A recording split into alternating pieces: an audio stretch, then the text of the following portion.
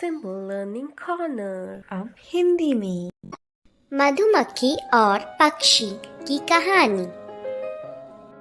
एक बार एक पक्षी ने एक मधुमक्खी से पूछा, तुम इतना निरंतर मेहनत करके शहद तैयार करती हो, लेकिन एक आदमी आकर उस शहद को चुरा कर ले जाता है, क्या तुम्हें दुख नहीं होता? मधुमक्खी ने उत्तर दिया, कभी नहीं, क्योंकि एक आदमी सिर्फ मेरा शहद चुरा सकता है, लेकिन शहद बनाने की मेरी कला कभी नहीं चुरा सकता। इस कहानी से हमें यह शिक्षा मिलती है कि हमें हमेशा खुद पर विश्वास रखना चाहिए। 3 तितलियों की कहानी। एक बार बगीचे में 3 सुंदर तितलियां रहा करती थी। एक लाल रंग की थी, एक पीले रंग की थी और तीसरी सफेद रंग की थी। हर दिन वे तीनों बगीचे में साथ में नाचते और खेलते थे और वे बहुत खुश थे। एक दिन फिर से वे बगीचे में खेल रहे थे, तब अचानक बरसात होने लगी। वे एक लाल फूल के पास उड़ गए और लाल फूल से कहा, लाल फूल, हम बारिश में फंस गए हैं, हमारे पंख गीले हैं और हमें ठंड लग रही है, तो क्या आप कृपया हमें अपनी पंखुड़ियों के नीचे रहने देंगे? लाल फूल ने लाल तितली से कहा, आपका भी वही रंग है जैसा मेरा है, इसीलिए आपका प्रवेश हो सकता है, लेकिन दूसरे नहीं कर सकते। तितलियों ने साथ में कहा, हम अच्छे दोस्त हैं और हम कभी अलग नहीं होंगे, हम साथ आए हैं और साथ जाएंगे। बारिश और तेज हो गई। वे उड़कर पीले फूल के पास गए और वही प्रश्न पूछा। पीले फूल ने पीली तितली से कहा, आपका भी वही रंग है जैसा मेरा है, इसीलिए आपको प्रवेश हो सकता है, लेकिन दूसरे नहीं कर सकते। तितलियों ने साथ में कहा, हम अच्छे दोस्त हैं और हम कभी अलग नहीं होंगे, हम साथ आए हैं और साथ जाएंगे।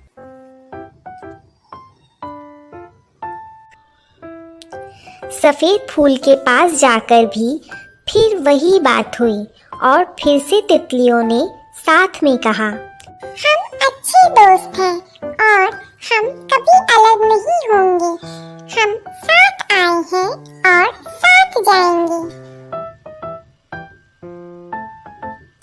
उन्हें कहीं भी बारिश से बचने के लिए जगह नहीं मिल पाई, लेकिन कोई भी अपने मित्र को छोड़ना नहीं चाहता था। तभी सूरज ने उन्हें बादलों के पीछे से देखा। उसने बादलों को दूर भगाया और तुरंत बारिश रुक गई। फिर से धूप खिल गई और तीनों तितलियों के पंख धूप में सूख गए। वे तीनों फिर से खुशी से साथ में खेलने लगे। एकता की शक्ति कहानी। एक समय की बात है, एक छोटी सी चींटी रहती थी जिसका नाम था एंडी। एंडी हमेशा अपनी बस्ती के लिए भोजन एकत्रित करने में व्यस्त रहता था। एक दिन उसे रोटी का एक बड़ा टुकड़ा मिला। जोश में वह स्वयं ही रोटी के टुकड़े को अपनी बस्ती की ओर धकेलने का प्रयास करने लगा। रास्ते में उसकी मुलाकात एक चींटियों के समूह से हुई और उन्होंने उसकी मदद करनी चाहिए। एंडी गर्व और स्वतंत्रता महसूस करते हुए उनकी मदद लेने से इनकार कर दिया और अपना काम जारी रखा।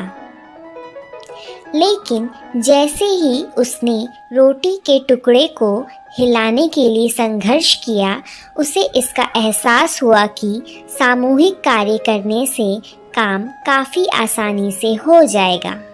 उसने विनम्रतापूर्वक अन्य चींटियों की मदद लेना स्वीकार कर लिया। एक साथ वे सफलतापूर्वक उस रोटी के टुकड़े को अपनी बस्ती तक लाने में कामयाब रहे।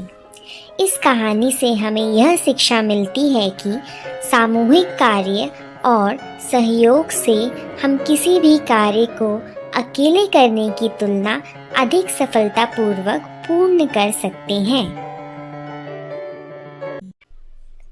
2 बिल्लियों और चतुर बंदर की कहानी।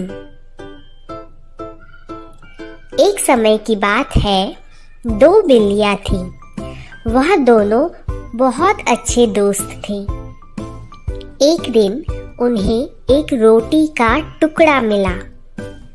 साझा करते समय उन्होंने एक बड़ा और एक छोटा टुकड़ा बनाया। इसीलिए वे दोनों बड़े टुकड़े के लिए लड़ने लगे।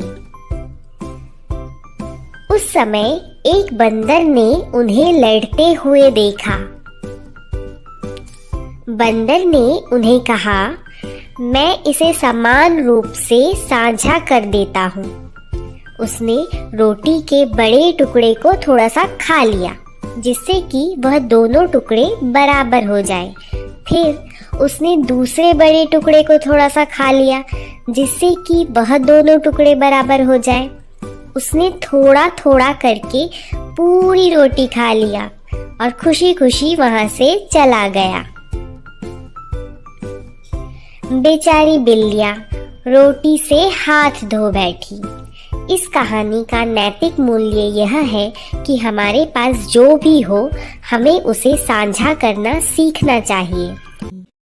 लोमड़ी और कौवे की कहानी।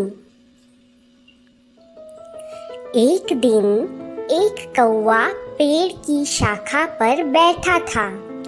उसके पास मुंह में पनीर का एक टुकड़ा था। एक लोमड़ी वहां से गुजर रही थी। उसने कौवे को पनीर के साथ देखा। उसके मुंह में पानी आ गया। उसने एक योजना सोची। उसने कौवे से कहा, प्रिय कौवा, तुम्हारे पास एक मधुर आवाज है। क्या आप मेरे लिए एक गाना गा सकते हैं?